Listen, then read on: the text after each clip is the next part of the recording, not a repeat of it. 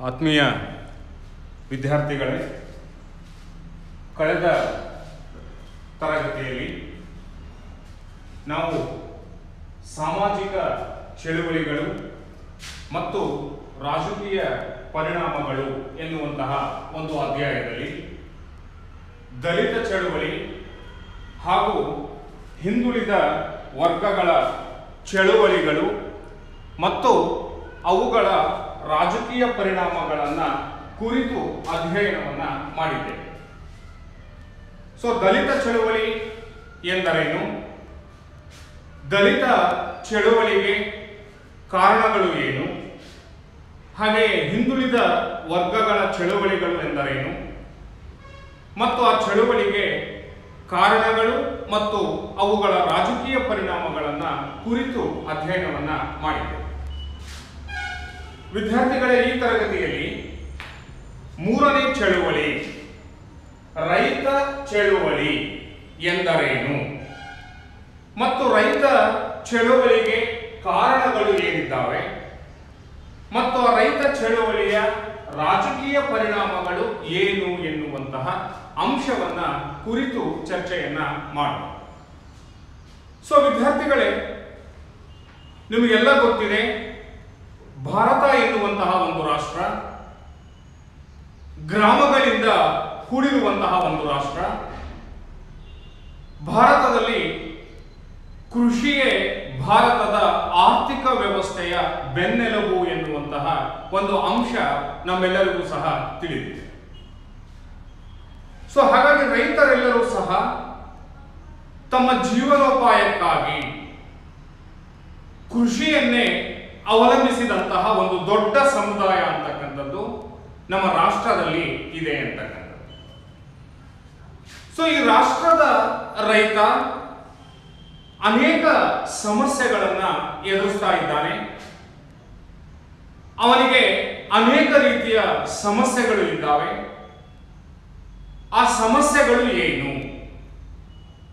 ಮತ್ತು ಆ ಸಮಸ್ಯೆಗಳ ಪರಿಹಾರಕ್ಕಾಗಿ ಒಂದು ರೈತ ಸಮುದಾಯ ನಡೆಸುವಂತಹ ಒಂದು ಸಂಘಟಿತ ಹೋರಾಟವನ್ನು ನಾವು ಏನಂತ ಗುರುತಿಸ್ತೀವಿ ಅಂತ ಹೇಳಿದ್ರೆ ರೈತ ಚಳುವಳಿ ಅಂತ ಹೇಳಿ ಕರೀತೀವಿ.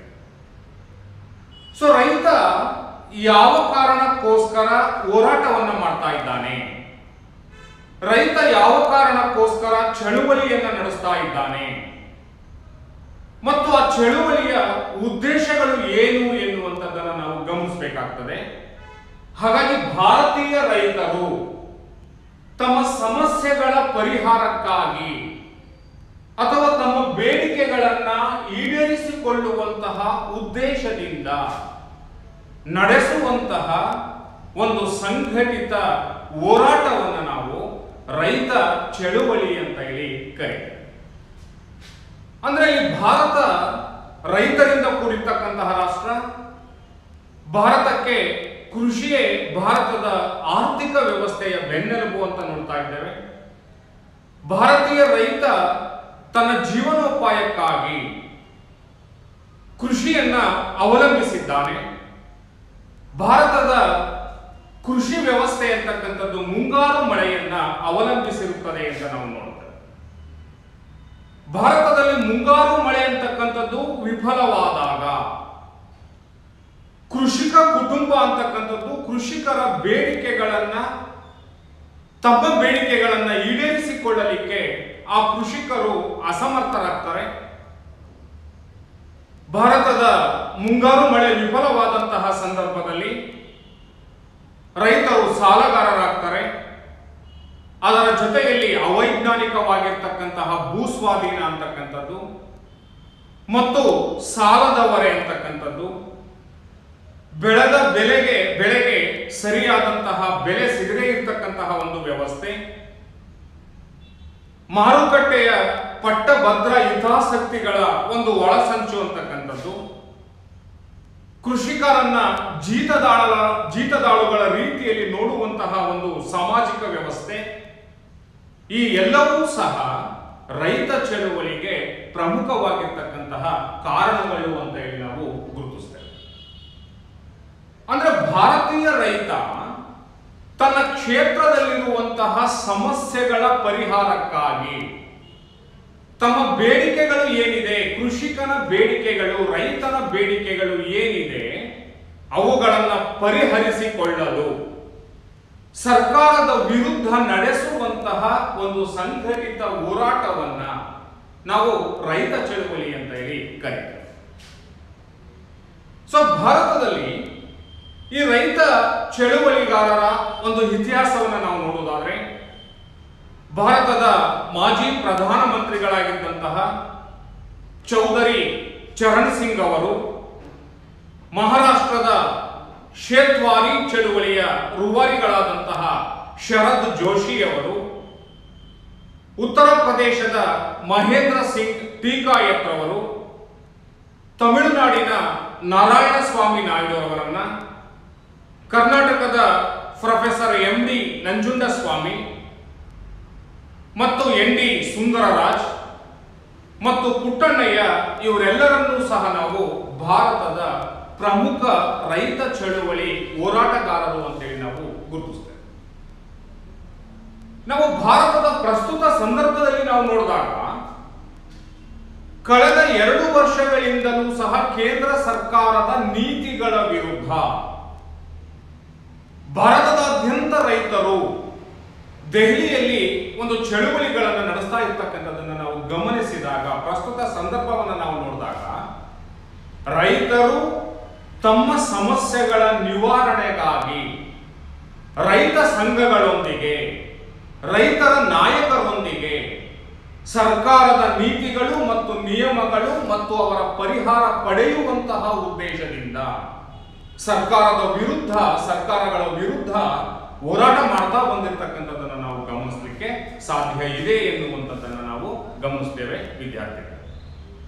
ಅದರಲ್ಲೂ ವಿಶೇಷವಾಗಿ ನಾವು ಕರ್ನಾಟಕದ ಪರಿಸರವನ್ನ ಇಟ್ಕೊಂಡು ನೋಡುವುದಾದರೆ, ಕರ್ನಾಟಕದಲ್ಲಿ ಪ್ರೊಫೆಸರ್ M ನಂಜುಂಡಸ್ವಾಮಿ ಅವರ ನೇತೃತ್ವದಲ್ಲಿ ರಚನೆಯಾದಂತಹ ಕರ್ನಾಟಕ ರಾಜ್ಯ ರೈತ ಸಂಘ, ಆ ಒಂದು ಕರ್ನಾಟಕ ರಾಜ್ಯ ರೈತ ಸಂಘ ಎನ್ನುವಂಥದ್ದು ಕರ್ನಾಟಕ ರಾಜ್ಯ ರೈತರ ಹಿತಾಸಕ್ತಿಗಳನ್ನು ಕಾಪಾಡುವಂತಹ ಉದ್ದೇಶದಿಂದ ಅನೇಕ ರೈತ ಸಮಸ್ಯೆಗಳಿಗಾಗಿ ಅನೇಕ ಹೋರಾಟಗಳನ್ನು ಹಮ್ಮಿಕೊಂಡಿರ್ತಕ್ಕಂಥದ್ದನ್ನ ಮತ್ತು ಆ ಚಳುವಳಿಯ ಮೂಲಕ ರೈತರಿಗಾಗಿ ಅನೇಕ ಹೊಸ ಹೊಸ ಯೋಜನೆಗಳನ್ನು ಸರ್ಕಾರಗಳು ರೂಪಿಸುವಂತೆ ಸರ್ಕಾರದ ಮೇಲೆ ಒತ್ತಡ ಏರಿರ್ತಕ್ಕಂಥದ್ದನ್ನು ನಾವು ಗಮನಿಸಲಿಕ್ಕೆ ಸಾಧ್ಯ ಅಂತಕ್ಕಂಥದ್ದು. ಸೊ ಹೀಗೆ ರೈತರು ಮತ್ತು ರೈತ ಸಂಘಗಳ ಜೊತೆಗೂಡಿ ಸರ್ಕಾರದ ವಿರುದ್ಧ ರೈತರು ನಡೆಸುವಂತಹ ಸಂಘಟಿತ ಹೋರಾಟವನ್ನ ನಾವು ರೈತ ಚಳುವಳಿ ಅಂತ ಹೇಳಿ ಗುರುತಿಸ್ತೇವೆ. ಸೊ ಈ ರೈತ ಚಳುವಳಿಗೆ ಕಾರಣಗಳು ಏನು ಎನ್ನುವಂತಹ ಒಂದು ಪ್ರಶ್ನೆ ನಾವು ಇಟ್ಕೊಂಡು ನೋಡಿದಾಗ, ಮೊದಲನೇದಾಗಿರ್ತಕ್ಕಂತಹ ಒಂದು ಕಾರಣ ಅಂತ ಹೇಳಿದ್ರೆ ನಾವು ಯಾವುದನ್ನ ಗುರುತಿಸ್ತೇವೆ ಅಂತ ಹೇಳಿದ್ರೆ ವಂಚಿತ ಭಾವನೆ ಎನ್ನುವಂತಹ ಮೊದಲನೇ ಕಾರಣವನ್ನ ನಾವು ನೋಡ್ತೇವೆ. ಅಂದ್ರೆ ವಂಚಿತ ಭಾವನೆ ಅಂತ ಹೇಳಿದ್ರೆ ರೈತರಿಗೆ ನಾವು ವಂಚನೆಗೆ ಒಳಗಾಗುತ್ತಿದ್ದೇವೆ ಎನ್ನುವಂತಹ ಭಾವನೆ ರೈತರಲ್ಲಿ ಬೆಳೆದು ಬಂದಿದೆ ಅಂತಕ್ಕಂಥದ್ದು. ಅದಕ್ಕೆ ಅನೇಕ ನಾವು ಉದಾಹರಣೆಗಳನ್ನು ನೋಡ್ತೇವೆ ಮತ್ತು ಅದು ಸತ್ಯವೂ ಸಹ. ಭಾರತ ಕೃಷಿ ಆಧಾರಿತ ರಾಷ್ಟ್ರ, ಭಾರತದ ರೈತನೇ ಭಾರತದ ಆರ್ಥಿಕ ವ್ಯವಸ್ಥೆಯ ಬೆನ್ನೆಲುಬು ಎನ್ನುವಂತಹ ಮಾತುಗಳನ್ನ, ಸಿದ್ಧಾಂತಗಳನ್ನ ನಾವು ನೋಡ್ತೇವೆ. ಆದರೆ ಭಾರತದಲ್ಲಿ ಅತಿ ನಿರ್ಲಕ್ಷ್ಯಕ್ಕೆ ಒಳಗಾಗಿರ್ತಕ್ಕಂತಹ ಒಂದು ಕ್ಷೇತ್ರ ಅಂತ ಹೇಳಿದ್ರೆ ನಾವು ಆ ಕೃಷಿ ಕ್ಷೇತ್ರ ಎನ್ನುವಂಥದ್ದನ್ನ ಗಮನಿಸಲಿಕ್ಕೆ ಸಾಧ್ಯ. ಸೊ ಹೀಗಾಗಿ ಸರ್ಕಾರಗಳಿಂದ ನಿರ್ಲಕ್ಷ್ಯಕ್ಕೆ ಒಳಗಾಗಿರುವಂತಹ ರೈತನಲ್ಲಿ ನಾನು ವಂಚಿತನಾಗುತ್ತಾ ಇದ್ದೇನೆ ಎನ್ನುವಂತಹ ವಂಚಿತ ಭಾವನೆ ಬೆಳೆದಿರುವ ಕಾರಣ, ಆ ವಂಚಿತ ಭಾವನೆ ಅಂತಕ್ಕಂಥದ್ದು ಈ ರೈತ ಚಳುವಳಿಗೆ ಮೊದಲನೇ ಕಾರಣ ಅಂತೇಳಿ ನಾವು ಗುರುತಿಸ್ತೇವೆ. ಸೊ ರೈತನಲ್ಲಿ ಯಾಕೆ ಈ ವಂಚಿತ ಭಾವನೆ ಬೆಳೆದು ಬಂದಿದೆ ಅಂತ ಹೇಳಿದ್ರೆ, ಭಾರತದಲ್ಲಿ ಕೈಗಾರಿಕೆಯಂತಹ ಒಂದು ಸಂಘಟಿತ ವಲಯಕ್ಕೆ ಹೋಲಿಕೆಯನ್ನ ಮಾಡಿದಾಗ ಕೃಷಿ ಕ್ಷೇತ್ರಕ್ಕೆ ಅಥವಾ ರೈತರಿಗೆ ಸಲ್ಲಿರುವಂತಹ ಅಥವಾ ಸಲ್ಲುವಂತಹ ಸೌಲಭ್ಯಗಳು ಅತ್ಯಂತ ಕಡಿಮೆ ಎನ್ನುವಂಥದ್ದನ್ನ ನಾವು ಗಮನಿಸ್ತೇವೆ.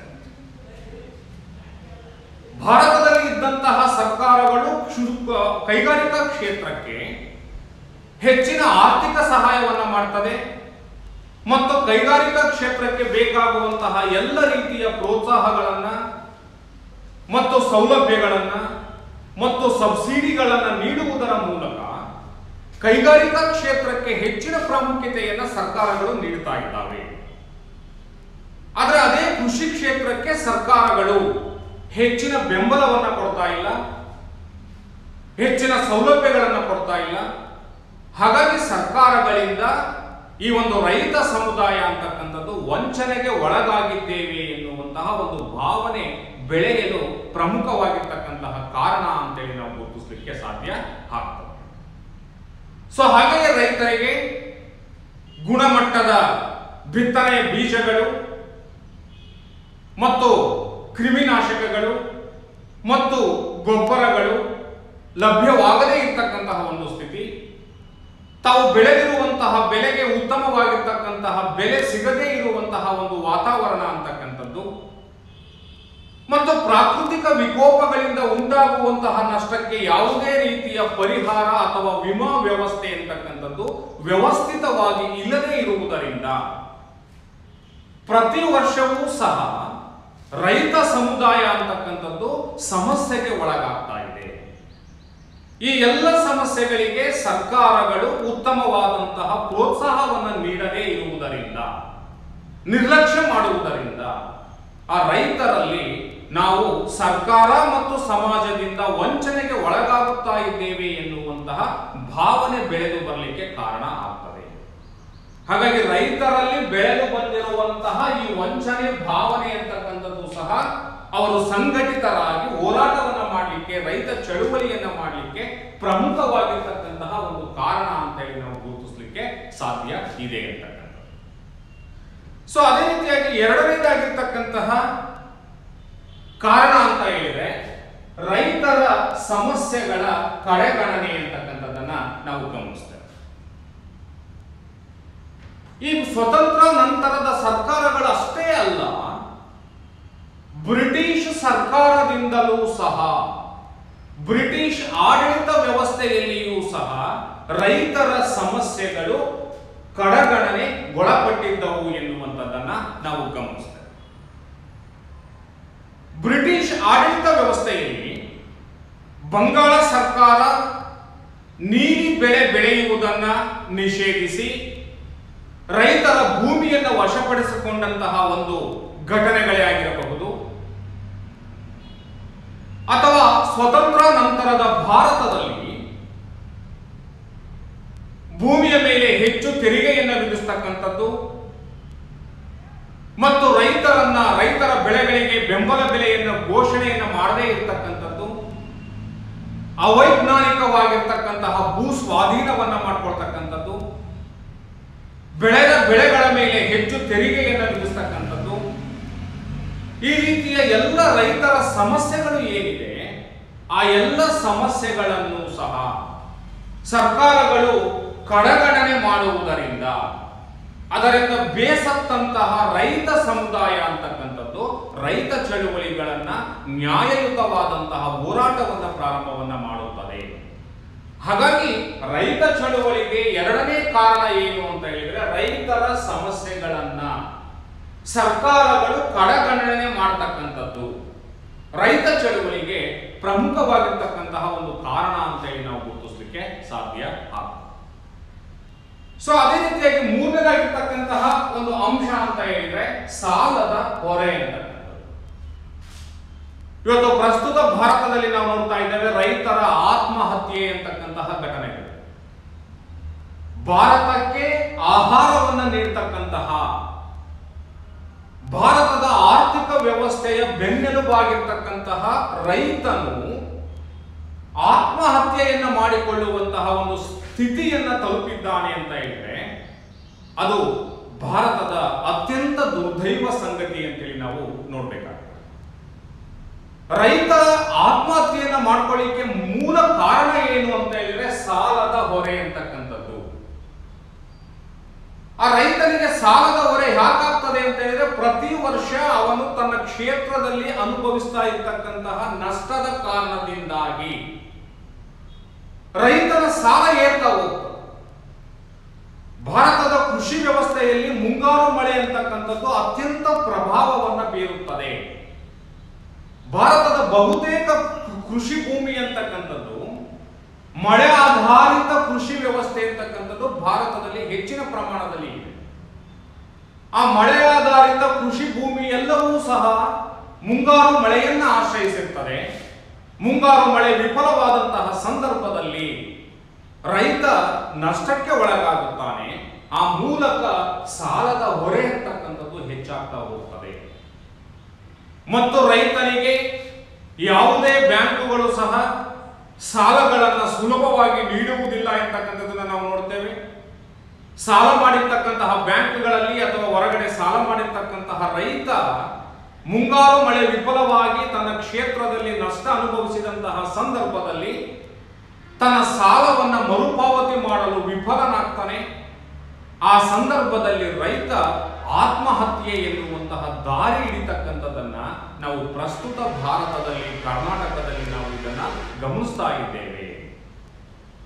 ಯಾಕೆ ರೈತ ಆತ್ಮಹತ್ಯೆ ಆಗ್ತಾ ಇದೆ ಅಂತ ಹೇಳಿದ್ರೆ ಸಾಲ ಮತ್ತು ಆ ಸಾಲದ ಮೇಲೆ ಇರುವಂತಹ ಬಡ್ಡಿಯ ಏರಿಕೆಯಿಂದಾಗಿ ಸಾಲದ ಹೊರೆ ಅಂತಕ್ಕಂಥದ್ದು ಹೆಚ್ಚಾಗ್ತದೆ. ಅವುಗಳನ್ನು ತೀರಿಸಲು ಸಾಧ್ಯವಾಗದೇ ಇರ್ತಕ್ಕಂತಹ ರೈತ ಆತ್ಮಹತ್ಯೆ ದಾರಿಯನ್ನ ಹಿಡಿತಾನೆ ಮತ್ತು ಆ ರೈತರ ಕುಟುಂಬದ ಮೇಲೆ ತೀವ್ರವಾಗಿರ್ತಕ್ಕಂತಹ ಪರಿಣಾಮವನ್ನು ಬೀರ್ತದೆ. ಮತ್ತು ರೈತ ಸಮುದಾಯ ಅಂತಕ್ಕಂಥದ್ದು ಭಯದಲ್ಲಿ ಬದುಕುವಂತಹ ಒಂದು ವಾತಾವರಣ ಅಂತಕ್ಕಂಥದ್ದು ಸೃಷ್ಟಿಯಾಗ್ತದೆ. ಆ ರೈತ ಕೃಷಿ ಕ್ಷೇತ್ರದಿಂದ ವಿಮುಖನಾಗುವುದರ ಜೊತೆ ಪಟ್ಟಣಗಳಿಗೆ ವಲಸೆ ಹೋಗಿ ಬೇರೆ ಬೇರೆ ಕಾರ್ಮಿಕ ಕೆಲಸಗಳನ್ನು ಮಾಡುವುದರ ಮೂಲಕ ಜೀವನವನ್ನು ನಡೆಸುವಂತಹ ಪ್ರಯತ್ನವನ್ನು ಮಾಡ್ತಾನೆ. ಹಾಗಾಗಿ ಭಾರತದ ಕೃಷಿ ಕ್ಷೇತ್ರ ಯಾವುದೋ ಒಂದು ಕೆಟ್ಟ ದಾರಿಯಲ್ಲಿ ಹೋಗ್ತಾ ಇದೆ ಎನ್ನುವಂಥದ್ದನ್ನು ನಾವು ಗಮನಿಸಲಿಕ್ಕೆ ಸಾಧ್ಯ ಇದೆ. ಸರ್ಕಾರಗಳಿಂದ ಸಾಲ ಸೌಲಭ್ಯಗಳು ದೊರೆತು, ಸರ್ಕಾರಗಳಿಂದ ಸಬ್ಸಿಡಿ ದೊರೆತು, ಉಚಿತವಾಗಿರುವಂತಹ ಬೀಜ ಮತ್ತು ಗೊಬ್ಬರ ಮತ್ತು ಕ್ರಿಮಿನಾಶಕಗಳು ಮತ್ತು ಉತ್ತಮ ಸಾಲ ಸೌಲಭ್ಯಗಳು ಬ್ಯಾಂಕಿನಿಂದ ದೊರೆತಂತಹ ಸಂದರ್ಭದಲ್ಲಿ ಮಾತ್ರ ರೈತ ಸಮುದಾಯ ಅಂತಕ್ಕಂಥದ್ದು ಕೃಷಿ ಚಟುವಟಿಕೆಗಳ ಆ ಕಡೆ ಆಸಕ್ತಿ ಬರ್ತದೆ.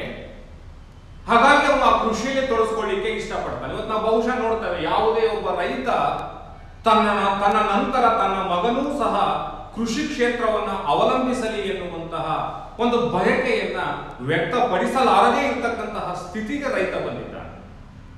ಅದಕ್ಕೆ ಕಾರಣ ತಾನು ಅನುಭವಿಸುವಂತಹ ನಷ್ಟವನ್ನ, ಕಷ್ಟವನ್ನ ತನ್ನ ಕುಟುಂಬ ಅನುಭವಿಸಬಾರದು ಎನ್ನುವಂತಹ ಉದ್ದೇಶ. ಈ ಎಲ್ಲ ಸಾಲದ ಹೊರೆಯಿಂದ ರೈತನ ಆತ್ಮಹತ್ಯೆ ಅಂತಕ್ಕಂಥದ್ದು ಆಗ್ತಾ ಇದೆ. ರೈತ ಕೃಷಿ ಕ್ಷೇತ್ರದಿಂದ ವಿಮುಖನಾಗ್ತಕ್ಕಂಥದ್ದನ್ನ ನಾವು ಗಮನಿಸಲಿಕ್ಕೆ ಸಾಧ್ಯ ಇದೆ. ಸೊ ಹಾಗಾಗಿ ಈ ಸಾಲದ ಹೊರೆ ಅಂತಕ್ಕಂಥದ್ದು, ಸಾಲ ಮತ್ತು ಬಡ್ಡಿಯ ಹೊರೆ ಅಂತಕ್ಕಂಥದ್ದು ಸಹ ಈ ಒಂದು ರೈತ ಚಳುವಳಿಗೆ ಪ್ರಮುಖವಾಗಿರ್ತಕ್ಕಂತಹ ಒಂದು ಕಾರಣ ಅಂತ ಹೇಳಿ ನಾವು ಗುರುತಿಸಲಿಕ್ಕೆ ಸಾಧ್ಯ ಇದೆ. ಸೊ ಅದೇ ರೀತಿಯಾಗಿ ಮತ್ತೊಂದು ಕಾರಣ ಅಂತ ಹೇಳಿದ್ರೆ ಪ್ರಾಕೃತಿಕ ವಿಕೋಪ ಅಂತಕ್ಕಂಥದ್ದು, ನೈಸರ್ಗಿಕವಾಗಿ ಸಂಭವಿಸುವಂತಹ ಪ್ರಾಕೃತಿಕ ವಿಕೋಪಗಳು ಅಂತಕ್ಕಂಥದ್ದು. ಒಂದು ಅತಿವೃಷ್ಟಿ, ಮತ್ತೊಂದು ಅನಾವೃಷ್ಟಿ ಅಂತಕ್ಕಂಥದ್ದು.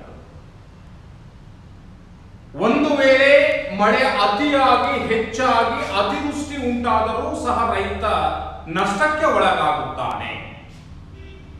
ಅದೇ ರೀತಿ ಮುಂಗಾರು ಮಳೆ ಅಥವಾ ಹಿಂಗಾರು ಮಳೆ ಕೈ ಕೊಡುವಂತಹ ಸಂದರ್ಭದಲ್ಲಿ ರೈತ ಅನಾವೃಷ್ಟಿಗೆ ಒಳಗಾಗುವುದರ ಮೂಲಕ ನಷ್ಟವನ್ನ ಅನುಭವಿಸುತ್ತಾನೆ. ಮತ್ತು ಪ್ರಾಕೃತಿಕ ವಿಕೋಪದಿಂದ ಸಂಭವಿಸುವಂತಹ ತಮ್ಮ ಬೆಳೆ ನಾಶವೇ ಆಗಿರಬಹುದು, ನೆರೆಹಾವಳಿಗಳೇ ಆಗಿರಬಹುದು, ಬರಗಾಲ ಆಗಿರಬಹುದು, ಕೀಟ ಬಾಧೆ, ಭೂ ಸವಳಿಕೆ ಅಂತಕ್ಕಂಥದ್ದು, ಬರಡು ಭೂಮಿಗಳಾಗ್ತಕ್ಕಂಥದ್ದು ಇತ್ಯಾದಿಗಳಿಂದಾಗಿ ರೈತ ಸಮಸ್ಯೆಗೆ ಒಳಗಾಗುತ್ತಿದ್ದಾನೆ. ಸೊ ಇಂತಹ ಪ್ರಾಕೃತಿಕ ವಿಕೋಪಗಳಿಂದ ತೊಂದರೆಗೆ ಒಳಗಾದಂತಹ ರೈತನಿಗೆ ಸರ್ಕಾರಗಳು ಪರಿಹಾರವನ್ನು ಕೊಡಬೇಕಾಗ್ತದೆ ಮತ್ತು ವಿಮಾ ಕಂಪನಿಗಳು ಅವನಿಗೆ ಪರಿಹಾರವನ್ನು ಕೊಡುವಂತಹ ವ್ಯವಸ್ಥೆ ಭಾರತದಲ್ಲಿ ವ್ಯವಸ್ಥಿತವಾಗಿ ಜಾರಿಯಾದರೆ ರೈತ ಸಮೃದ್ಧಿಯಾದಂತಹ ಜೀವನವನ್ನು ನಡೆಸಲಿಕ್ಕೆ ಕೃಷಿ ಕಾರ್ಯಗಳನ್ನು ಮಾಡಲಿಕ್ಕೆ ಅವನಿಗೆ ಸಹಾಯಕ ಆಗ್ತದೆ. ಇಲ್ಲ ಅಂತ ಹೇಳಿದ್ರೆ ಯಾವುದೇ ರೈತನು ಸಹ ಕೃಷಿ ಕಾರ್ಯಗಳಲ್ಲಿ ಅತ್ಯಂತ ಹೆಚ್ಚು ಚಟುವಟಿಕೆಗಳಿಂದ ತೊಡಗಿಸಿಕೊಳ್ಳಿಕ್ಕೆ ಸಾಧ್ಯ ಆಗುವುದಿಲ್ಲ. ಹಾಗಾಗಿ ಪ್ರಾಕೃತಿಕ ವಿಕೋಪದಿಂದ ಉಂಟಾಗುವಂತಹ ಅತಿವೃಷ್ಟಿ ಅನಾವೃಷ್ಟಿಗಳಿಗೆ ಪರಿಹಾರಕ್ಕೋಸ್ಕರ ರೈತ ಸರ್ಕಾರಗಳ ವಿರುದ್ಧ ಹೋರಾಟವನ್ನು ಮಾಡ್ತಾನೆ ಅಥವಾ ಚಳುವಳಿಗಳನ್ನು ಮಾಡ್ತಾನೆ ಎನ್ನುವಂಥದ್ದನ್ನು ನಾವು ಗಮನಿಸ್ತೇವೆ. ಸೊ ಅದೇ ರೀತಿಯಾಗಿ ಮತ್ತೊಂದು ಕಾರಣ ಅಂತ ಹೇಳಿದ್ರೆ ಅವೈಜ್ಞಾನಿಕವಾಗಿರ್ತಕ್ಕಂತಹ ಭೂಸ್ವಾಧೀನ ಅಂತಕ್ಕಂಥದ್ದು. ಸರ್ಕಾರಗಳು ಏನ್ ಮಾಡ್ತಾ ಇದೆ ಅಂತ ಹೇಳಿದ್ರೆ ಅಭಿವೃದ್ಧಿಯ ದೃಷ್ಟಿಯಿಂದ ಅಭಿವೃದ್ಧಿಯ ಉದ್ದೇಶದಿಂದ ರೈತರ ಜಮೀನುಗಳನ್ನ ವಶಪಡಿಸಿಕೊಳ್ಳುವಂತಹ ಒಂದು ಕೆಲಸವನ್ನ ಸರ್ಕಾರಗಳು ಪ್ರಾರಂಭವನ್ನ ಮಾಡಬಹುದು. ಅದು ಅಗತ್ಯವೂ ಸಹ ಇರಬಹುದು. ಅಭಿವೃದ್ಧಿಯ ದೃಷ್ಟಿಯಿಂದ ಕೈಗಾರಿಕೆಗಳನ್ನ ಸ್ಥಾಪನೆಯನ್ನ ಮಾಡಬೇಕಾಗ್ತದೆ. ಆ ಕೈಗಾರಿಕೆಗಳಿಗೆ ಅಗತ್ಯವಾದಂತಹ ಸರಕು ಮತ್ತು ಸಾಗಾಣಿಕೆಗಳನ್ನ ಮಾಡಲಿಕ್ಕೆ ರಸ್ತೆಗಳನ್ನ ಮಾಡಬೇಕಾಗ್ತದೆ ಮತ್ತು ಕೃಷಿ ಕ್ಷೇತ್ರಕ್ಕೋಸ್ಕರ ಅಣೆಕಟ್ಟುಗಳನ್ನು ಕಟ್ಟಬೇಕಾಗ್ತದೆ, ರೈಲ್ವೆ ಹಳಿಗಳನ್ನು ಹಾಕಬೇಕಾಗ್ತದೆ, ವಿಮಾನ ನಿಲ್ದಾಣಗಳನ್ನು ಸ್ಥಾಪನೆಯನ್ನು ಮಾಡಬೇಕಾಗ್ತದೆ. ಇವೆಲ್ಲವೂ ಸಹ ಅಭಿವೃದ್ಧಿಯ ಉದ್ದೇಶದಿಂದ ಸಕಾರಣವಾಗಿದ್ದರೂ ಸಹ ರೈತರ ಭೂ ಸ್ವಾಧೀನವನ್ನು ಮಾಡಿಕೊಳ್ತಕ್ಕಂತಹ ಒಂದು ಪ್ರಕ್ರಿಯೆ ಅಂತಕ್ಕಂಥದ್ದು ಅವೈಜ್ಞಾನಿಕವಾಗಿದೆ ಅಂತಕ್ಕಂಥದ್ದು. ರೈತರ ಭೂಮಿಗೆ ಸರಿಯಾದಂತಹ ಬೆಲೆಯನ್ನ ನೀಡದೆ ಅಥವಾ ರೈತನಿಗೆ ಅಗತ್ಯವಾಗಿರ್ತಕ್ಕಂತಹ ಭೂಮಿಯನ್ನ ಮತ್ತೊಂದು ಪ್ರದೇಶದಲ್ಲಿ ನೀಡದೆ ರೈತನ ಭೂಮಿಯನ್ನ ಸ್ವಾಧೀನ ಮಾಡ್ಕೊಳ್ತಾ ಹೋದಾಗ ರೈತ ಅಂತಕ್ಕಂಥವನು ನಿರುದ್ಯೋಗಿ ಆಗುತ್ತಾನೆ. ಅಥವಾ ಸರ್ಕಾರ ಕೊಡ್ತಕ್ಕಂತಹ ಸಣ್ಣ ಪುಟ್ಟ ಹಣವನ್ನ ಇಟ್ಟುಕೊಂಡು ಅದನ್ನು ಅವನು ಖರ್ಚು ಮಾಡಿಕೊಂಡು ಮತ್ತೆ ಬೀದಿಗೆ ಬೀಳುವಂತಹ ಒಂದು ಸಾಧ್ಯತೆ ಹೆಚ್ಚು ಇರ್ತದೆ. ಹಾಗಾಗಿ ಸರ್ಕಾರಗಳು ಭೂ ಸ್ವಾಧೀನ ಮಾಡಿಕೊಳ್ತಕ್ಕಂತಹ ಸಂದರ್ಭದಲ್ಲಿ ಅಭಿವೃದ್ಧಿಯ ದೃಷ್ಟಿಯಿಂದ ಕೈಗಾರಿಕೆಗಳನ್ನ ಸ್ಥಾಪನೆಯನ್ನು ಮಾಡಲಿಕ್ಕೆ, ಅಣೆಕಟ್ಟುಗಳನ್ನ ಕಟ್ಟಲಿಕ್ಕೆ, ರಸ್ತೆಗಳನ್ನ ನಿರ್ಮಾಣವನ್ನ ಮಾಡಲಿಕ್ಕೆ, ರೈಲ್ವೆ ಹಳಿಗಳನ್ನ ಹಾಕ್ಲಿಕ್ಕೆ, ಬೇರೆ ಯಾವುದೇ ಕಾರಣಗಳಿಗಾಗಿ ರೈತರ ಭೂಮಿಯನ್ನ ಸ್ವಾಧೀನಪಡಿಸಿಕೊಳ್ಳುವಂತಹ ಸಂದರ್ಭದಲ್ಲಿ ರೈತನಿಗೆ ಉತ್ತಮವಾಗಿರ್ತಕ್ಕಂತಹ ಪರಿಹಾರದ ಹಣವನ್ನ ಕೊಡಬೇಕು ಮತ್ತು ರೈತನಿಗೆ ಅಗತ್ಯವಾಗಿರ್ತಕ್ಕಂತಹ ಭೂಮಿಯನ್ನ ಮತ್ತೊಂದು ಪ್ರದೇಶದಲ್ಲಿ ಒದಗಿಸಿಕೊಟ್ಟಾಗ ರೈತ ಕೃಷಿ ಕಾರ್ಯದಲ್ಲಿ ನಡ್ಕೊಂಡು ಹೋಗ್ಲಿಕ್ಕೆ ಸಾಧ್ಯ ಆಗ್ತದೆ. ಆದ್ರೆ ಸರ್ಕಾರ ಏನ್ ಮಾಡ್ತಾ ಇದೆ, ಅವೈಜ್ಞಾನಿಕವಾಗಿ ಭೂ ಸ್ವಾಧೀನವನ್ನ ಮಾಡ್ಕೊಳ್ತಕ್ಕಂಥದ್ದು, ಕಡಿಮೆ ಹಣವನ್ನ ಕೊಡ್ತಕ್ಕಂಥದ್ದು. ಸೊ ಇಂತಹ ಕಾರಣಗಳಿಂದಾಗಿ ಅವೈಜ್ಞಾನಿಕ ಭೂ ಸ್ವಾಧೀನ ಎನ್ನುವಂತಹ ಕಾರಣದಿಂದಾಗಿ ರೈತ ಚಳುವಳಿಯನ್ನ ಮಾಡಲಿಕ್ಕೆ ಪ್ರಾರಂಭವನ್ನ ಮಾಡ್ತಾನೆ. ಹಾಗಾಗಿ ಅದು ಸಹ ಒಂದು ಕಾರಣ ಅಂತೇಳಿ ನಾವು ಗಮನಿಸ್ತೇವೆ. ಸೊ ಇಲ್ಲಿ ಕೊನೆಯದಾಗಿರ್ತಕ್ಕಂತಹ ಒಂದು ಪ್ರಮುಖವಾಗಿರ್ತಕ್ಕಂತಹ ಕಾರಣ ಅಂತ ಹೇಳಿದ್ರೆ ಬೆಂಬಲ ಬೆಲೆ ಸಿಗದೇ ಇರುವುದು ಅಂತಕ್ಕಂಥದ್ದು. ಇದು ಅತ್ಯಂತ ಚರ್ಚಿತವಾಗಿರ್ತಕ್ಕಂತಹ ಪ್ರಸ್ತುತ ಚರ್ಚಿತವಾಗ್ತಕ್ಕಂತಹ ವಿಚಾರ ಅಂತ ಹೇಳಿದ್ರೆ ಬೆಂಬಲ ಬೆಲೆ. ರೈತ ಬೆಳೆದಿರುವಂತಹ ಬೆಲೆಗೆ ಉತ್ತಮವಾದಂತಹ ಬೆಲೆ ಸಿಗಬೇಕು ಅಂತಕ್ಕಂಥದ್ದು. ಅತ್ಯಂತ ಕಷ್ಟಪಟ್ಟು ವರ್ಷ ಪೂರ್ತಿ ಕೃಷಿ ಕಾರ್ಯದಲ್ಲಿ ತೊಡಗಿಸಿಕೊಂಡಂತಹ ರೈತ ತಾನು ಬೆಳೆದಿರುವಂತಹ ಬೆಳೆಯನ್ನ ಮಾರುಕಟ್ಟೆಗೆ ತಂದಾಗ ಅದಕ್ಕೆ ಸೂಕ್ತ ದರ ದೊರಕದೇ ಇದ್ದಾಗ ರೈತ ನಷ್ಟಕ್ಕೆ ಒಳಗಾಗುತ್ತಾನೆ, ಅನ್ಯಾಯಕ್ಕೆ ಒಳಗಾಗುತ್ತಾನೆ. ಅದನ್ನು ನಾವು ಎಲ್ಲ ವಿದ್ಯಾರ್ಥಿಗಳು, ಗ್ರಾಮೀಣ ಪ್ರದೇಶದ ವಿದ್ಯಾರ್ಥಿಗಳಾಗಿರೋದ್ರಿಂದ ನಿಮ್ಮ ಬೆಳೆಗೆ ಸಿಗುವಂತಹ ಬೆಲೆ ಏನು ಎನ್ನುವಂಥದ್ದು, ಅದರಿಂದ ಉಂಟಾಗ್ತಕ್ಕಂತಹ ಕಷ್ಟ ಮತ್ತು ನಷ್ಟಗಳು ಏನು ಅನ್ನುವಂಥದ್ದು ನಮ್ಮೆಲ್ಲರಿಗೂ ಸಹ ಗೊತ್ತಿದೆ. ಸಾಮಾನ್ಯವಾಗಿ ನಾವು ನೋಡ್ತೇವೆ, ರೈತ ಈರುಳ್ಳಿಯನ್ನು ಬೆಳೆದಂತಹ ಸಂದರ್ಭದಲ್ಲಿ ಮಾರುಕಟ್ಟೆಗೆ ತೆಗೆದುಕೊಂಡು ಹೋದಂತಹ ಸಂದರ್ಭದಲ್ಲಿ ಅತ್ಯಂತ ಕಡಿಮೆ ಬೆಲೆಗೆ ಈರುಳ್ಳಿಗಳು ಮಾರಾಟ ಆಗ್ತವೆ. ಆ ಬೆಲೆ ಆ ರೈತ ಖರ್ಚು ಮಾಡಿರುವಂತಹ ಹಣಕ್ಕೂ ಸಹ ಸರಿಸಮವಾಗಿರ್ತಕ್ಕಂತಹ ಬೆಲೆ ಸಿಗದೇ ಇದ್ದಾಗ ರೈತ ಸಾಲಗಾರನಾಗ್ತಾನೆ, ಆತ್ಮಹತ್ಯೆಯನ್ನು ಮಾಡ್ಕೊಳ್ತಾನೆ.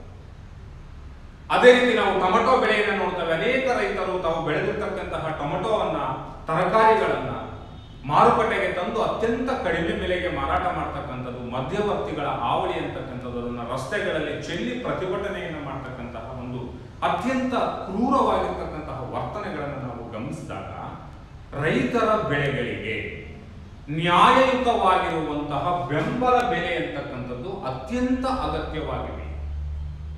ರೈತರಿಗೆ ಸೂಕ್ತವಾಗಿರ್ತಕ್ಕಂತಹ ಮಾರುಕಟ್ಟೆ, ಅವನು ಬೆಳೆದಿರುವಂತಹ ಬೆಳೆಗೆ ಸೂಕ್ತವಾಗಿರ್ತಕ್ಕಂತಹ ಬೆಲೆ ಮತ್ತು ಸರ್ಕಾರಗಳಿಂದ ಸೂಕ್ತವಾಗಿರ್ತಕ್ಕಂತಹ ಬೆಂಬಲ ಬೆಲೆ ನಿಗದಿಯಾಗುವವರೆಗೂ ಸಹ ರೈತ ಸಮುದಾಯಕ್ಕೆ ನ್ಯಾಯ ಅಂತಕ್ಕಂಥದ್ದು ದೊರಕೋಕೆ ಸಾಧ್ಯನೇ ಇಲ್ಲ.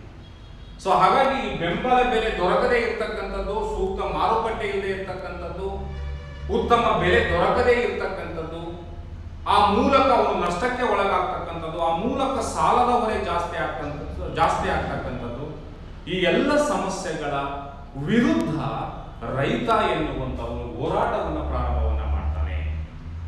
ಈ ಎಲ್ಲ ಬೇಡಿಕೆಗಳ ಈಡೇರಿಕೆಗಾಗಿ ಸರ್ಕಾರದ ವಿರುದ್ಧ ರೈತರು ಸಂಘಟನೆಯ ಮೂಲಕ ಹೋರಾಟವನ್ನು ಪ್ರಾರಂಭವನ್ನ ಮಾಡ್ತಾರೆ.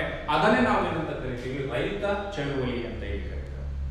ಸೊ ಹೀಗೆ ವಿದ್ಯಾರ್ಥಿಗಳೇ, ರೈತ ಚಳುವಳಿಗೆ ಪ್ರಮುಖವಾಗಿರ್ತಕ್ಕಂತಹ ಕಾರಣಗಳನ್ನು ಪಟ್ಟಿ ಮಾಡಿ ಅಂತ ಹೇಳಿದ್ರೆ, ನಾವು ಪ್ರಮುಖವಾಗಿ ವಂಚಿತ ಭಾವನೆ ಅಂತಕ್ಕಂಥದ್ದು ಒಂದು ಕಾರಣ, ರೈತರ ಸಮಸ್ಯೆಗಳನ್ನ ಸರ್ಕಾರಗಳು ಕಡೆಗಣನೆ ಮಾಡ್ತಕ್ಕಂಥದ್ದು ಒಂದು ಕಾರಣ, ರೈತನಿಗೆ ಆಗುವಂತಹ ಸಾಲ ಮತ್ತು ಬಡ್ಡಿಯ ಹೊರೆ ಅಂತಕ್ಕಂಥದ್ದು, ಪ್ರಾಕೃತಿಕವಾಗಿ ಸಂಭವಿಸುವಂತಹ ವಿಕೋಪಗಳಿಂದ ಆಗ್ತಕ್ಕಂತಹ ನಷ್ಟವನ್ನು ಭರಿಸಲಾರದೆ ಅವೈಜ್ಞಾನಿಕವಾಗಿರ್ತಕ್ಕಂತಹ ಸರ್ಕಾರಗಳ ಭೂ ಸ್ವಾಧೀನ ನೀತಿಯ ವಿರುದ್ಧ ಮತ್ತು ಬೆಂಬಲ ಬೆಲೆ ದೊರಕದೇ ಇರುವುದರಿಂದ, ಈ ಎಲ್ಲ ಪ್ರಮುಖ ಕಾರಣಗಳಿಂದ ರೈತರು ಹೋರಾಟವನ್ನು ಪ್ರಾರಂಭವನ್ನು ಮಾಡ್ತಾರೆ. ವ್ಯವಸ್ಥಿತವಾದಂತಹ ಸಂಘಟನೆಯ ಮೂಲಕ ಕರ್ನಾಟಕದಲ್ಲಿ ರೈತ ಸಂಘ, ಕರ್ನಾಟಕ ರಾಜ್ಯ ರೈತ ಸಂಘದ ಮೂಲಕ ಕರ್ನಾಟಕ ರಾಜ್ಯದ ರೈತರು ಹೋರಾಟವನ್ನು ಮಾಡ್ತಕ್ಕಂಥದ್ದನ್ನು ನಾವು ಗಮನಿಸ್ತೇವೆ. ಇಂಥ ಎಲ್ಲ ಹೋರಾಟಗಳನ್ನು ನಾವೇನಂತ ಕರಿತೀವಿ ಅಂತ ಹೇಳಿದ್ರೆ ರೈತ ಚಳುವಳಿಗಳು ಅಂತ ಹೇಳಿ ಕರೀತಾರೆ.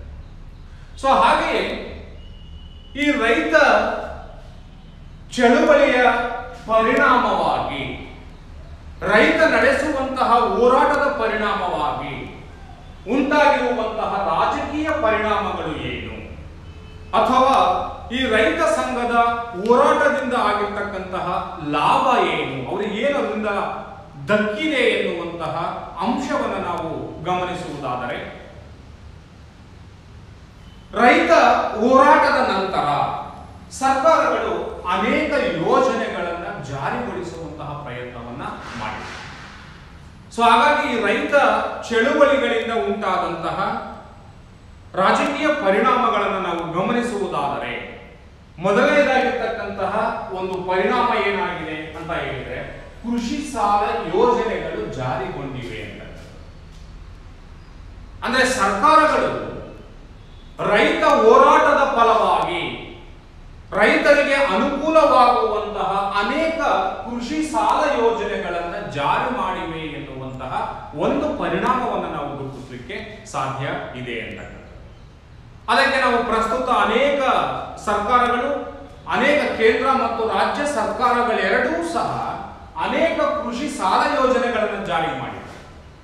ರೈತರಿಗೆ ಕಡಿಮೆ ಬಡ್ಡಿ ದರದಲ್ಲಿ ಸಾಲಗಳನ್ನು ನೀಡತಕ್ಕಂಥದ್ದು, ಶೂನ್ಯ ಬಡ್ಡಿ ದರದಲ್ಲಿ ಸಾಲಗಳನ್ನು ನೀಡತಕ್ಕಂಥದ್ದು, ಕೃಷಿಗಾಗಿ ವಿಶೇಷವಾದಂತಹ ಸಾಲ ಯೋಜನೆಗಳನ್ನ ಸರ್ಕಾರಗಳು ರೂಪಿಸಿವೆ ಎನ್ನುವಂಥದ್ದನ್ನು ನಾವು ಗಮನಿಸಬೇಕಾಗ್ತದೆ.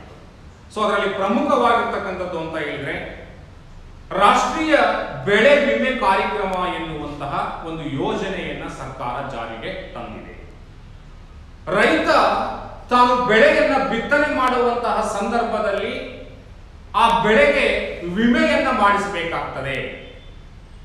ಆ ಬೆಳೆ ನಷ್ಟವಾದಂತಹ ಸಂದರ್ಭದಲ್ಲಿ ವಿಮಾ ಕಂಪನಿಗಳು ರೈತನಿಗೆ ಪರಿಹಾರವನ್ನು ಕೊಡುವಂತಹ ರಾಷ್ಟ್ರೀಯ ಬೆಳೆ ವಿಮೆ ಕಾರ್ಯಕ್ರಮವನ್ನ ಕೇಂದ್ರ ಸರ್ಕಾರ ಮತ್ತು ರಾಜ್ಯ ಸರ್ಕಾರಗಳು ಜಾರಿಗೆ ತಂದಿವೆ ಎನ್ನುವಂಥದ್ದನ್ನು ನಾವು ನೋಡ್ತೇವೆ.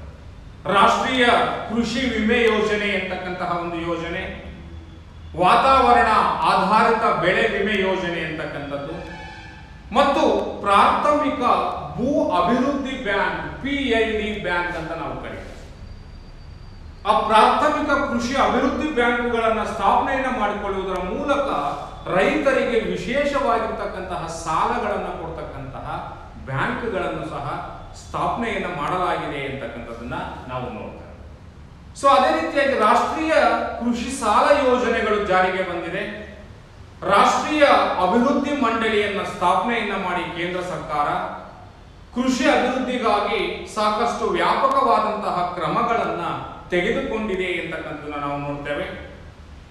ಕೃಷಿ ಉತ್ಪಾದನೆಯನ್ನ 4% ಪ್ರಮಾಣದಲ್ಲಿ ಹೆಚ್ಚಿಸುವಂತಹ ಒಂದು ಯೋಜನೆ, ಏಕರೂಪದ ಕೃಷಿ ನೀತಿಯನ್ನು ಜಾರಿಯನ್ನ ಮಾಡ್ತಕ್ಕಂಥದ್ದು, ಎಲ್ಲ ರಾಜ್ಯಗಳಲ್ಲಿ ಈ ಯೋಜನೆಗಳನ್ನ ಅಳವಡಿಸಿ ರೈತರ ಅವಶ್ಯಕತೆಗಳನ್ನ ಪೂರೈಸುವಂತಹ ಕೃಷಿ ಸಾಲ ಯೋಜನೆಗಳು ಜಾರಿಗೆ ಬಂದಿವೆ ಅಂತಕ್ಕಂಥದ್ದನ್ನ ನಾವು ನೋಡ್ತೇವೆ. ಪ್ರಸ್ತುತ ಕೇಂದ್ರ ಮತ್ತು ರಾಜ್ಯ ಸರ್ಕಾರಗಳು ಎಲ್ಲ ಬ್ಯಾಂಕ್ಗಳಲ್ಲಿಯೂ ಸಹ ರೈತರಿಗೆ ಅತಿ ಕಡಿಮೆ ಬಡ್ಡಿ ದರದಲ್ಲಿ ಮತ್ತು ಶೂನ್ಯ ಬಡ್ಡಿ ದರದಲ್ಲಿಯೂ ಸಹ ಕೃಷಿಗಾಗಿ ಸಾಲವನ್ನು ನೀಡುವಂತಹ ಯೋಜನೆಗಳು ಜಾರಿಯಲ್ಲಿ ಇರ್ತಕ್ಕಂಥದ್ದನ್ನು ನಾವು ಗಮನಿಸುತ್ತೇವೆ ಅಂತಕ್ಕಂಥದ್ದು. ಅದೇ ರೀತಿ ಸರ್ಕಾರಗಳು ಮತ್ತೊಂದು ಪ್ರಮುಖವಾಗಿರ್ತಕ್ಕಂತಹ ಯೋಜನೆಯನ್ನು ಜಾರಿಗೆ ತಂದಿದೆ. ಸಾಲ ಮನ್ನಾ ಯೋಜನೆ, ಬಡ್ಡಿ ಮನ್ನಾ ಯೋಜನೆಯನ್ನು ಜಾರಿಗೆ ತಂದಿದೆ. ಪ್ರಾಕೃತಿಕ ವಿಕೋಪದಿಂದಾಗಿ ರೈತನು ಸಮಸ್ಯೆಗಳನ್ನು ಅನುಭವಿಸುವಂತಹ ವರ್ಷಗಳಲ್ಲಿ ಸರ್ಕಾರಗಳು ರೈತ ಮಾಡಿರುವಂತಹ ಆ ವರ್ಷದ ಸಾಲವನ್ನು ಮನ್ನಾ ಮಾಡುವಂಥದ್ದು, ಕೃಷಿ ಚಟುವಟಿಕೆಗಾಗಿ ರೈತ ಮಾಡಿರ್ತಕ್ಕಂತಹ ಸಾಲವನ್ನ ಮನ್ನಾ ಮಾಡುವಂತಹ ಯೋಜನೆ ಅಥವಾ ಆ ಸಾಲದ ಮೇಲಿನ ಬಡ್ಡಿಯನ್ನ ಮನ್ನಾ ಮಾಡುವಂತಹ ಯೋಜನೆಗಳನ್ನ ಕೇಂದ್ರ ಮತ್ತು ರಾಜ್ಯ ಸರ್ಕಾರಗಳು ಜಾರಿಗೆ ತಂದಿರತಕ್ಕಂಥದ್ದನ್ನ ನಾವು ಗಮನಿಸುತ್ತೇವೆ. ಹಾಗಾಗಿ ಸಾಲ ಮನ್ನಾ ಯೋಜನೆ ಅಂತಕ್ಕಂಥದ್ದು ಸಹ ಸರ್ಕಾರಗಳು ರೈತರಿಗೆ ಅನುಕೂಲವಾಗುವಂತೆ ಜಾರಿಗೆ ತಂದಿರತಕ್ಕಂತಹ ಯೋಜನೆ ಅಂತ ನಾವು ನೋಡ್ತೇವೆ. ಸೊ ಹಾಗೆ ಗ್ರಾಮೀಣ ಪ್ರದೇಶಗಳಲ್ಲಿ ರೈತ ಸಂಪರ್ಕ ಕಚೇರಿಯನ್ನು ಸ್ಥಾಪನೆಯನ್ನ ಮಾಡಿರ್ತಕ್ಕಂಥ ಸರ್ಕಾರದಿಂದ ಬಹುತೇಕ ಹೋಬಳಿ ಮಟ್ಟದಲ್ಲಿ ರೈತ ಸಂಪರ್ಕ ಕಚೇರಿಗಳನ್ನು ಸ್ಥಾಪನೆಯನ್ನು ಮಾಡಲಾಗಿದೆ. ಆ ರೈತ ಸಂಪರ್ಕ ಕಚೇರಿಗಳಲ್ಲಿ ಕಡಿಮೆ ಹಣದಲ್ಲಿ ಸಬ್ಸಿಡಿಯ ರೂಪದಲ್ಲಿ ಉತ್ತಮವಾದಂತಹ ಬಿತ್ತನೆಯ ಬೀಜಗಳನ್ನ, ಕ್ರಿಮಿನಾಶಕಗಳನ್ನ ಮತ್ತು ಗೊಬ್ಬರಗಳನ್ನ ನೀಡುವಂತಹ ಒಂದು ಯೋಜನೆ ರೈತ ಸಂಪರ್ಕ ಕಚೇರಿಯನ್ನು ಸ್ಥಾಪನೆಯನ್ನ ಮಾಡಲಾಗಿದೆ. ಅದೇ ರೀತಿ ರೈತನಿಗೆ ಬೇಕಾಗುವಂತಹ ಮಣ್ಣಿನ ಪರೀಕ್ಷೆಗಳನ್ನ ಮಾಡ್ತಕ್ಕಂಥದ್ದು ಮತ್ತು ನೀರಿನ ಪರೀಕ್ಷೆಗಳನ್ನ ಮಾಡ್ತಕ್ಕಂಥದ್ದು, ರೈತನಿಗೆ ಬಂದಿರುವಂತಹ ಹೊಸ ಯೋಜನೆಗಳ ಬಗ್ಗೆ ರೈತರಿಗೆ ಜಾಗೃತಿಯನ್ನ ಮಾಡುವಂತಹ ಕೆಲಸವನ್ನ ಈ ರೈತ ಸಂಪರ್ಕ ಕಚೇರಿ ಮಾಡ್ತಾ ಇದೆ ಎನ್ನುವಂಥದ್ದನ್ನ ನಾವು ಗಮನಿಸ್ತೇವೆ. ಸೊ ಹಾಗೆ ಮತ್ತೊಂದು ರಾಜಕೀಯ ಪರಿಣಾಮ ಅಂತ ಹೇಳಿದ್ರೆ ಭೂ ಸುಧಾರಣೆ ಕಾಯ್ದೆ ಅಂತಕ್ಕಂಥ 1974ರಲ್ಲಿ ಕರ್ನಾಟಕದ ಮುಖ್ಯಮಂತ್ರಿಗಳಾಗಿದ್ದಂತಹ ಶ್ರೀ ದೇವರಾಜ ಅರಸು ಅವರ ಕಾಲದಲ್ಲಿ ಈ ಭೂ ಸುಧಾರಣೆ ಕಾಯ್ದೆ ಅಂತಕ್ಕಂಥದ್ದು ಜಾರಿಗೆ ಬಂತು ಅಂತಕ್ಕಂಥದ್ದು. ಸೊ ಇಲ್ಲಿ ಭೂರಹಿತನಾಗಿರುವಂತಹ ರೈತನಿಗೆ ಭೂಮಿಯನ್ನ ನೀಡುವಂತಹ ಒಂದು ಹೊಸ ಯೋಜನೆಯನ್ನ ದೇವರಾಜ ಅರಸು ಅವರು 1974ರಲ್ಲಿ ಭೂ ಸುಧಾರಣಾ ಕಾಯ್ದೆಯ ಮೂಲಕ ಜಾರಿಗೆ ತೆಗೆದುಕೊಂಡರು. ಸೊ ಆ ನಂತರ 2004ರಲ್ಲಿಯೂ ಸಹ ಕರ್ನಾಟಕ ರಾಜ್ಯ ಸರ್ಕಾರ ಅಂತಕ್ಕಂಥದ್ದು ಸಹ ಮತ್ತೊಮ್ಮೆ ಭೂ ಸುಧಾರಣಾ ಕಾಯ್ದೆಯನ್ನ ಜಾರಿಗೆ ತಂದು ಭೂರಹಿತವಾಗಿರ್ತಕ್ಕಂತಹ ಎಸ್ಸಿ ಮತ್ತು ಎಸ್ಟಿ ರೈತರಿಗೆ ಭೂಮಿಯನ್ನ ಹಂಚುವಂತಹ ಹೊಸ ಯೋಜನೆಯನ್ನ ಜಾರಿಗೆ ತಂದಿದ್ದಾರೆ ಅಂತಕ್ಕಂಥದ್ದು. ಸೊ ಹಾಗೆಯೇ ಪಶು ವೈದ್ಯಕೀಯ ಸೇವೆಯನ್ನು ಒದಗಿಸುವಂತಹ ಒಂದು ಹೊಸ ಯೋಜನೆಯನ್ನ ರಾಜ್ಯ ಸರ್ಕಾರ ಜಾರಿಗೆ ತಂದಿದೆ. ಗ್ರಾಮೀಣ ಪ್ರದೇಶಗಳಲ್ಲಿ ಕೃಷಿಗೆ ಸಹಾಯಕವಾಗಿರ್ತಕ್ಕಂತಹ ಪಶುಗಳ ಆರೈಕೆಗಾಗಿ ಆಸ್ಪತ್ರೆಗಳನ್ನು ಸ್ಥಾಪನೆಯನ್ನ ಮಾಡ್ತಕ್ಕಂಥದ್ದು, ಕೃಷಿಗೆ ಸಹಾಯಕವಾದಂತಹ ಎತ್ತುಗಳನ್ನ ಮತ್ತು ಎಮ್ಮೆಗಳನ್ನ ಕೊಂಡುಕೊಳ್ಳಲು ಬೇಕಾಗುವಂತಹ ಸಾಲಗಳನ್ನ ನೀಡುವಂತಹ ಯೋಜನೆಗಳನ್ನ ರಾಜ್ಯ ಸರ್ಕಾರ ಜಾರಿಗೆ ತಂದಿದೆ. ಸೊ ವಿದ್ಯಾರ್ಥಿಗಳೇ, ಹೀಗೆ ರೈತ ಚಳುವಳಿಯಿಂದ ಉಂಟಾಗಿರುವಂತಹ ರಾಜಕೀಯ ಪರಿಣಾಮಗಳನ್ನು ನಾವು ಗಮನಿಸಲಿಕ್ಕೆ ಸಾಧ್ಯ ಇದೆ. ಸೊ ವಿದ್ಯಾರ್ಥಿಗಳೇ, ನೀವೆಲ್ಲರೂ ಸಹ ಗ್ರಾಮೀಣ ಪ್ರದೇಶದ ವಿದ್ಯಾರ್ಥಿಗಳಾಗಿರೋದ್ರಿಂದ ಕೃಷಿ ಮತ್ತು ರೈತರ ಸಮಸ್ಯೆಗಳ ಅರಿವು ಅಂತಕ್ಕಂಥದ್ದು ನಮ್ಮೆಲ್ಲರಿಗೂ ಸಹ ಇದೆ.